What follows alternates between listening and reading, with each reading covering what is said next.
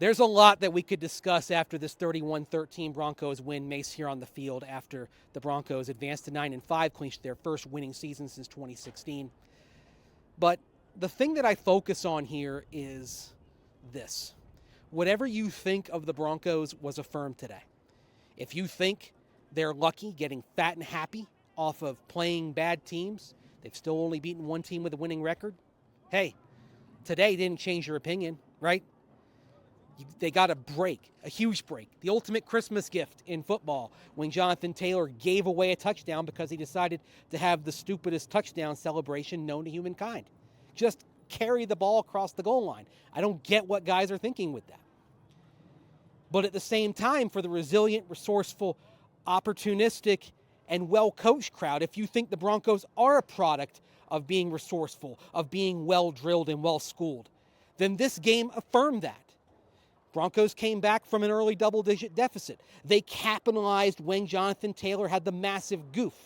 And talking to guys in the locker room after the game, it was clear that Sean Payton and what he is doing and what he coaches into these guys means that that sort of celebration, giving the ball away as you go across the goal line, that's not acceptable. As Adam Troutman told me when I asked him what Sean Payton would do, he said, if it were an away game, you'd be flying home alone commercial.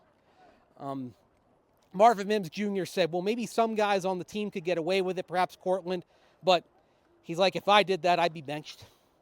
Maybe I'd still play on special teams the rest of the game, he said.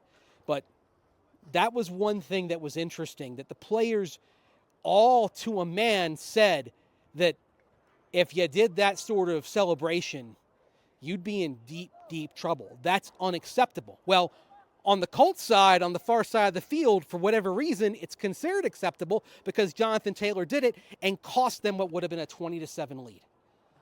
On the Denver sideline, well-drilled, more disciplined, didn't happen. That's why the Broncos as a team are greater than the sum of their parts. I can't really say the Broncos are, on balance, evaluating the roster, that much more talented than the Colts. The rosters are, on balance, are probably about equal, although certainly as young quarterbacks go, you like Bo Nix better than Anthony Richardson because Bo Nix rebounded today, 3 touchdowns. He had the 3 picks, but he got the 3 touchdowns. Resourceful, resilient, like this whole team. The Colts, quite the opposite, giving it away. It's things like that that separate teams in the closely packed middle of the NFL and are why we're sitting here talking about the Broncos being 1 win away from the postseason and the Colts being at the brink of elimination. The Broncos make their own luck sometimes, but sometimes you have to get luck.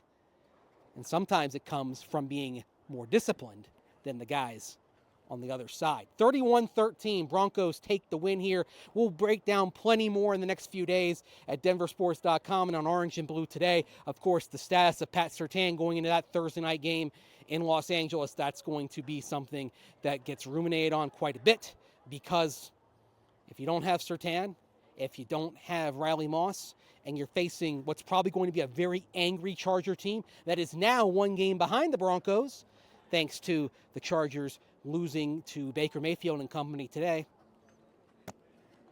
they're going to be out for blood. They're going to be out to make a statement, and the Broncos certainly coming out of this game probably more banged up than at any point that they've been so far this season. So a lot to monitor in the next few days.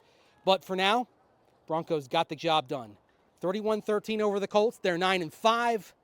They're going to be potentially in the playoffs, but they have their first winning season in 8 years. The rebuilding and growth of this team under Sean Payton continues apace. And as always, this is brought to you by our friends at Matthews Fine Watches and Jewelry. They have time for you, and I'll talk to you next time. Take care.